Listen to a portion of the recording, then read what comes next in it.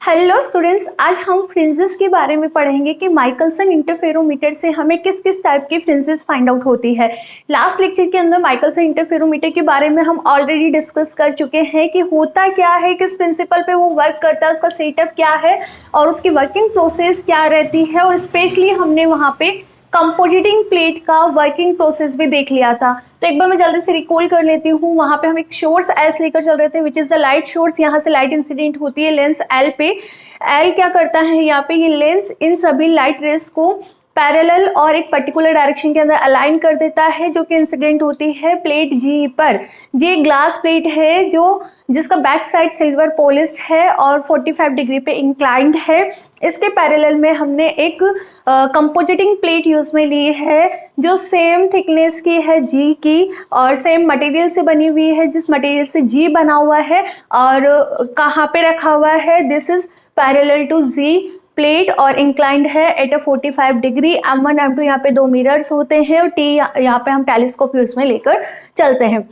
जैसे ही light incident होती है जी पर, तो यहाँ पर लाइट रेज का पार्शियली रिफ्लेक्टेड और रिफ्रैक्शन होता है। दैट्स वाई आप जी को यहाँ पर बीम स्प्लिटर भी बोलते हो, बिकॉज ये इंसिडेंट रेज को स्प्लिट कर देता है in the reflected rays and in the refracted rays. Okay, और यहाँ से जो रिफ्लेक्टेड रेज है वो हमें मिरर M1 पे मिलती है और रिफ्रैक्टेड रेज मिरर M2 से रिफ्लेक्ट होकर डाउनवर्ड डायरेक्शन के अंदर जी प्लेट से रिफ्लेक्ट हो जाती है। और यहाँ पे जो रिफ्लेक्टेड रे है वो M1 मिरर पे जाती है और यहाँ से रिफ्लेक्ट होकर अगेन जी प्लेट पे आती है और जी से अगेन पार्शियली रिफ्लेक्ट और रिफ्रैक्ट होकर डाउनवर्ड डायरेक्शन में हमें मिलती है। और इसे हमने बीम नंबर 1, इसको 2 एंड इसको बीम नंबर 3 बोला था। और बीम नंबर 3 क्या है, joint beam of reflected rays due to mirror M2 and reflected rays due to mirror M1। ठीक है, तो इस तरह से हमने इसकी वर्किंग प्रोसेस देख ली थी। और जब हमने टेलीस्कोप से इस बीम 3 को ऑब्जर्व किया, यहाँ पे स्टडी किया, तो हमें यहाँ पे इंटरफ्रेंस पैटर्न फाइंड आउट होता है। सो नाउ अब हमें उनके फ्रेंसेस के बारे में स्टडी करना है। देखो, अब तक हमने जहाँ स्टडी करा है न्यूटन्स एक्सपेरिमेंट की, जब हम बात कर रहे थे न्यूटन रिंग एक्सपेरिमेंट की, तो आपने देखा कि वहाँ पे किस तरह से हमें सर्कुलर फ्रेंसेस फाइंड आउट हो रही थी ना। अब यहाँ पर माइकलसन इंटरफेरोमीटर में हमें ना केवल सर्कुलर फ्रेंसेस फाइंड आउट होती है, डिफरेंट टाइप की फ्रेंसेस फाइंड आउट होती है, which depends on the location of mirror M1 in M2, जो कि M1 और M2 मिरर की पोजीशन पे डिपेंड करता है कि आप इनकी पोजीशन किस तरह से एक्सपेरिमेंट के अंदर लेकर चलते हो। ठीक है, तो यहाँ पर हमें circular fringes, localised fringes and white fringes, 3 type की फ्रिंजेस यहाँ पे फाइंड आउट होती है। वन बाय वन हम हर एक फ्रिंजेस का स्टडी करेंगे। सो फर्स्ट ऑफ ऑल हमें यहाँ पर स्टडी करना है किसका, सर्कुलर फ्रिंजेस का। अब देखो, सर्कुलर फ्रिंजेस को ऑब्जर्व करने के लिए टेलीस्कोप से जब M1 मिरर को देखा, सुनना अच्छे से एक बार, टेलीस्कोप से केवल हमने क्या देखा है, M1 मिरर को देखा। यहाँ से जब टेलीस्कोप से M1 मिरर को ऑब्जर्व किया गया या देखा गया, तो हमें यहाँ पर एक और मिरर इमेज दिखाई देती है। वो मिरर इमेज होती है M2 मिरर की, जिसे हमने M2 प्राइम लिखा है और इसे हम बोलते हैं virtual image of mirror M2। Okay, अब ये आई क्यों, यहाँ पर ये दिखाई क्यों दे रही है, ये इमेज हमें दिखाई दे रही है। यहाँ से जो लाइट रिफ्लेक्ट होकर जी पर आती है और जी पर अगेन रिफ्लेक्ट होकर डाउनवर्ड डायरेक्शन में आ जाती है, तो इस रिफ्लेक्टेड रेज की वजह से यहाँ पर हमें M2 मिरर का वर्चुअल इमेज दिखाई दे रहा है। यू कैन कंसिडर हियर कि हमारे पास ये 2 मिरर है। हम इसको इस तरह से इमेजिन कर सकते हैं कि हमारे पास क्या है, 2 मिरर है और इन दोनों के बीच की जो डिस्टेंस है वो स्मॉल d है, जो कि इमेजनरी है। जस्ट हमें यहाँ पे इमेजिन करना है, क्योंकि ये M2 प्राइम क्या है, वर्चुअल इमेज है किसका, M2 का। ओके, 2 यहाँ पर क्या हो गया आपके पास, 2 मिरर हो गए आपके पास। वन इज द M1 जो हम लेकर चल रहे थे और M2 प्राइम यहाँ पर वर्चुअल इमेज है।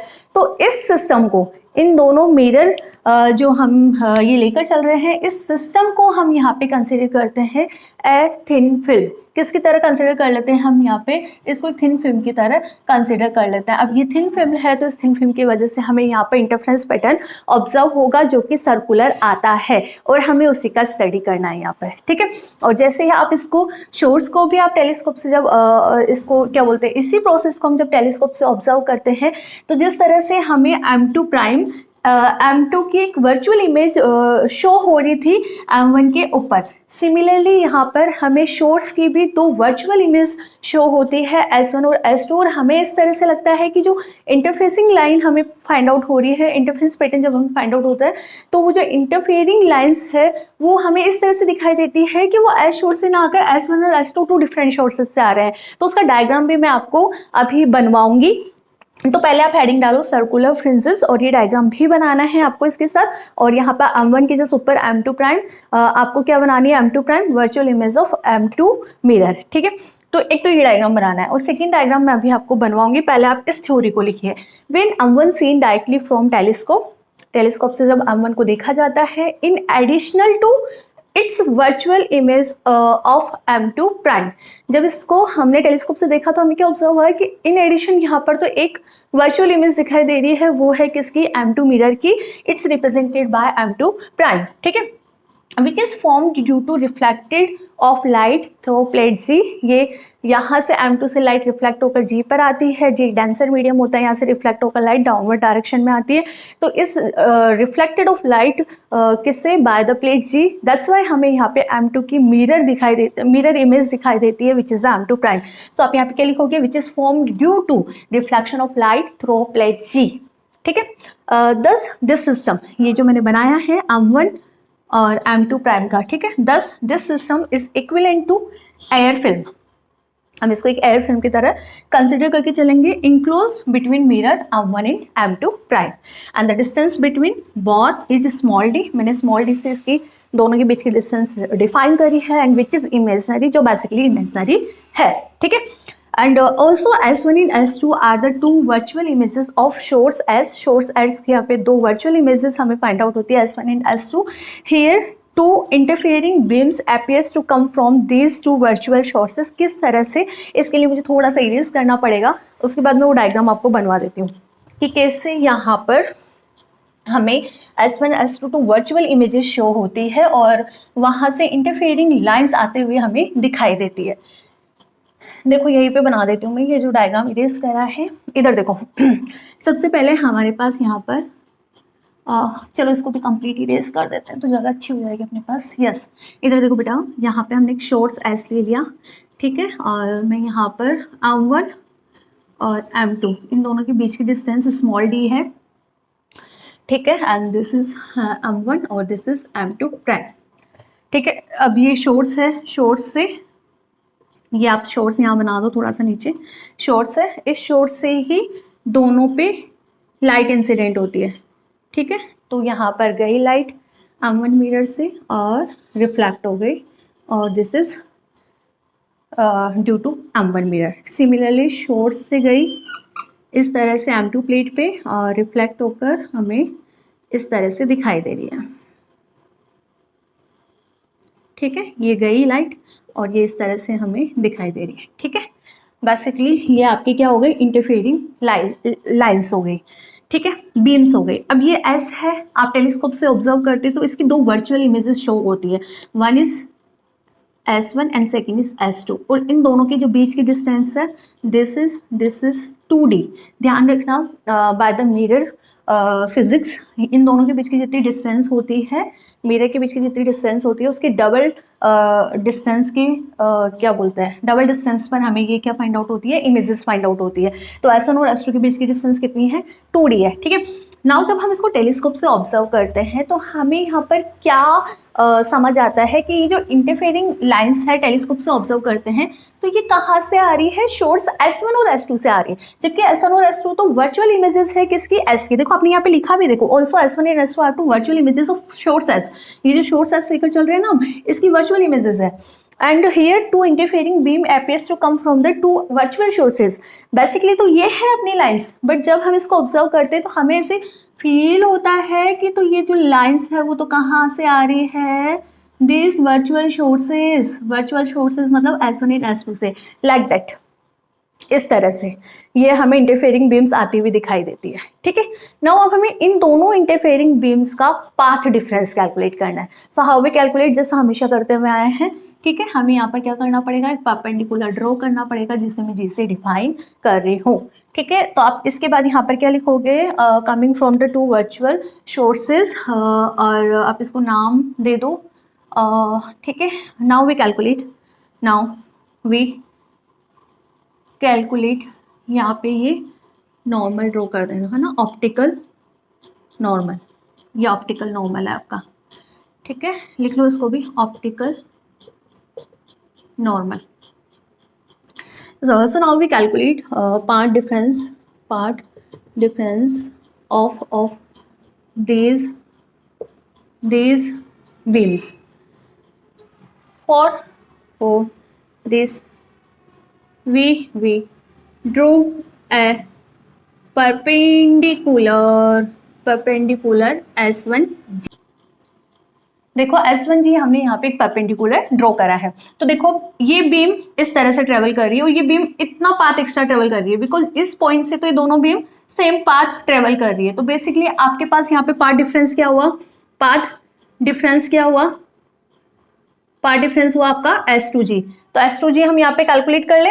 S1G हमने एक परपेंडिकुलर ड्रॉ कर दिया, ठीक है। और इसके सामने की है आपके पास 2D, दिस इज हाइपोटेनियस। तो यहाँ पे बेटा मैं कोस ऑफ थीटा लगाऊं तो आप क्या बोलोगे, hypotenuse S2G is divide by hypotenuse, क्या है आपका S2G is divide by hypotenuse, this is 2D। तो बेटा पार्ट डिफरेंस आपका S2G कितना निकल कर आ रहा है, S2G मेरे पास निकल कर आ रहा है 2D cos थीटा। कितना आ रहा है बेटा, 2D cos थीटा। ये मेरे पास पार्ट डिफरेंस कैलकुलेट होकर आ रहा है। फॉर ब्राइट फ्रिंजेस आप क्या बोलते हो, पार्ट डिफरेंस किसके बराबर होता है, एन लेमडा के बराबर होता है, ठीक है।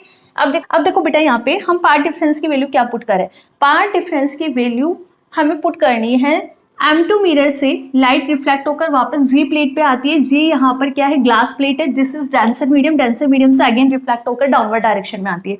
तो जब भी रेज क्या बोलते हैं डेंसर मीडियम से रिफ्लेक्ट होती है तो आप वहां पर क्या करते हो, लेमडा बाई 2 या तो एड करते हो या सब्सट्रैक्ट करते हो बाय द स्टोक रूल। ये ऑलरेडी हमने न्यूटन रिंग एक्सपेरिमेंट के अंदर भी करा हुआ है।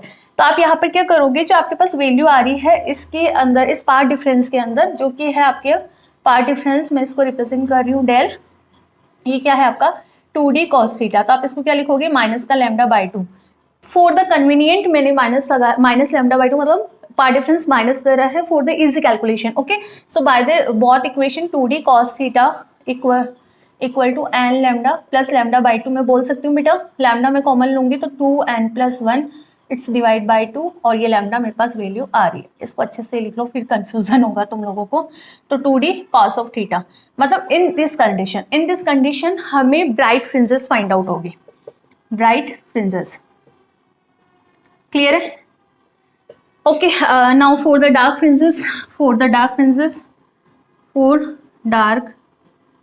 फ्रिंजेस जो आपका पार्ट डिफरेंस होता है डेल इक्वल टू कितना होता है 2n+1, बताओ लैम्डा बाई 2। तो हम यहाँ पे क्या करें, ये रहा 2D cos of theta minus lambda by 2 equal to 2n+1 lambda by 2। अब इसको आगे और सिंप्लीफाई कर लेते हैं। 2D cos of theta, lambda by 2 को मैं इधर लेकर आऊंगी, ठीक है, और लैम्डा बाई 2 मैं कॉमन लूंगी, उसमें से 2 कॉमन लेकर तो n+1 लैम्डा बाई 2 आपके पास वैल्यू आती है। n+1 को मैं अगेन यहाँ पर n ले रही हूँ बिकॉज n यहाँ पर एक अलग इंटीजर नंबर है, n+1 यहाँ पे एक अलग इंटीजर नंबर है, बट है तो इंटीजर नंबर, दैट्स व्हाई मैं इसको n से रिप्लेस कर रही हूँ because both are integer number. आपको ज्यादा कंफ्यूजन हो ना तो आप यहाँ पर इस इंटीजर को अलग इंटीजर लिख लो, l लिख लो, m लिख लो, उसके बाद l+1 या m+1 आएगा उसको n से रिप्लेस कर देना because of both are integer number. और ज्यादा ही कंफ्यूजन हो रहा है तो यहाँ पे माइनस लेकर चल लो, आप -1 लेकर चल लो, तब भी आपका सिंप्लीफाई हो जाएगा, ठीक है। So now 2D cos of theta equal to, मैं इसको लिख सकती हूँ n, तो ये आपके पास वैल्यू आएगी n lambda and this is condition of dark fringes। ठीक है, तो ये तो हमने कॉन्सेप्ट निकाला।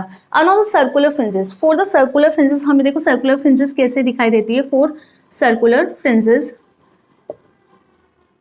हमें यहाँ पर M1, यहाँ पे जो हम मिरर लेकर चल रहे हैं M1, उसको हमें परपेंडिकुलर लेना होता है M2 के। मिरर M1 लिखना इस पे आप, mirror M1 perpendicular to mirror M2।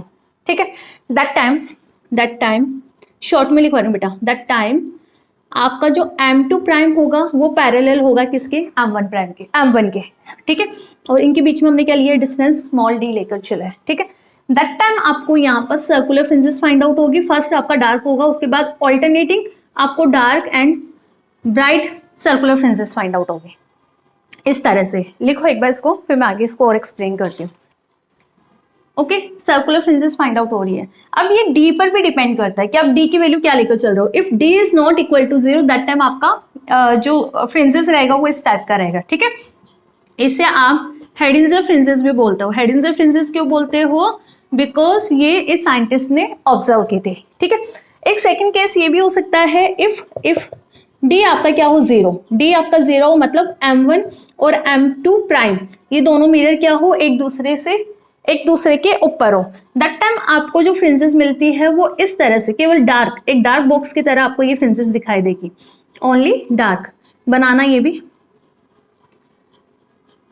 जो फ्रिंजेस है वो डी पे भी डिपेंड करता है। D not equal to 0 that time तो हमें इस तरह से circular first dark find out हो रही है, देन ऑल्टरनेटिंग आपको dark and bright fringes find out हो रही है। बट डी यदि 0 है तो M1 और M2 प्राइम दोनों एक के ऊपर एक ही होंगे ना, दैट टाइम पार्ट डिफरेंस आपका क्या हो गया, 0।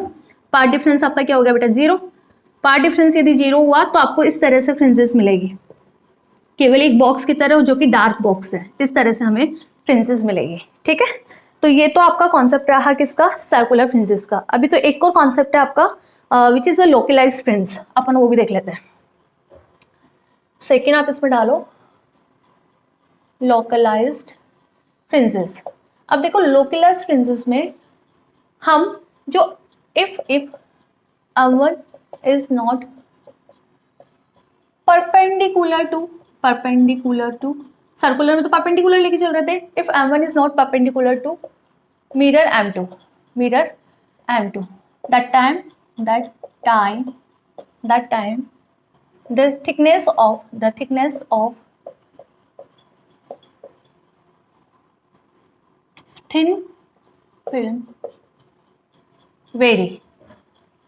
वेरिंग करेगी। ठीक है, जब हम क्या बात कर रहे हैं बेटा, सेकंड केस लोकलाइज्ड फ्रिंजेस में जो आप मिरर M1 और M2 लेकर चल रहे थे वो पहले तो परपेंडिकुलर लेकर चल रहे थे, अब ना वो दोनों एक दूसरे के परपेंडिकुलर नहीं है। दैट टाइम जो आपका थिन फिल्म बन रहा था वो अब पैरेलल थिकनेस का ना बनकर उसकी थिकनेस वेरी करेगी, तो आपको जो थिकनेस मिलेगा वो इस तरह से मिलेगा, लाइक दैट। ये तो आपके पास ये ऑप्शन हो सकता है, दिस M1 M2 प्राइम, या फिर एक ऑप्शन ये हो सकता है दिस साइड M2 प्राइम और दिस इज M1, बिकॉज दोनों पैरेलल, ये परपेंडिकुलर है ही नहीं, एक दूसरे के परपेंडिकुलर है ही नहीं, तो ये जो थिन फिल्म बन रहा था ना M1 और M2 के साथ उसकी थिकनेस वेरी करेगी। तो आप इसे क्या बोलोगे, वेज शेप थिन फिल्म। बताओ गलत बोला क्या, सही बोला ना। दैट टाइम आपको वेज शेप थिन फिल्म बनेगा जब दोनों एक दूसरे के परपेंडिकुलर नहीं हो, M1 एंड M2। ओके, और यहाँ पे जो आपको फ्रिंजेस मिलती है वो फ्रिंजेस आपको कर्व्ड फ्रिंजेस मिलेगी। क्या मिलेगी, कर्व्ड फ्रिंजेस। अब देखो ये इसका डायरेक्शन इस तरफ है तो आपको इस तरह की कर्व्ड फ्रिंजेस मिलेगी। ठीक है, और इस वाले डायग्राम की मैं बात करूँ, ये A और ये B है, तो ये A का फ्रिंजेस का डायग्राम है। और यदि आपका वेव शेप इस तरह से है, टिल्डेड इस तरह से है, दैट टाइम आपका फ्रिंजेस का डायरेक्शन इस तरफ होगा, ये लाइक दैट कर्व्ड, और इस तरह से। इसे हम बोलते हैं लोकलाइज्ड फ्रिंजेस। तो आप ये भी लिख लो। इसके बाद हम एक और फ्रिंजेस है, अभी हमें वाइट फ्रिंजेस भी फाइंड आउट होती है तो उसका स्टडी भी हम कर लेते हैं। वाइट फ्रिंजेस पे हमें क्या करना है, देखो जो हम शॉर्ट्स लेकर चल रहे थे ना, लाइट शॉर्ट्स, वो अब हमें वाइट लेकर चलना है, वाइट लाइट शॉर्ट्स। थर्ड लिखो आप, थर्ड लिखो इसमें वाइट फ्रिंजेस, वाइट फ्रिंजेस। अब वाइट फ्रिंजेस में हमें क्या लेना है, जो एस लेकर चल रहे थे वो क्या लोगे आप, वाइट लाइट शॉर्ट्स लेकर चलोगे, लाइट शॉर्ट्स लेकर चलोगे।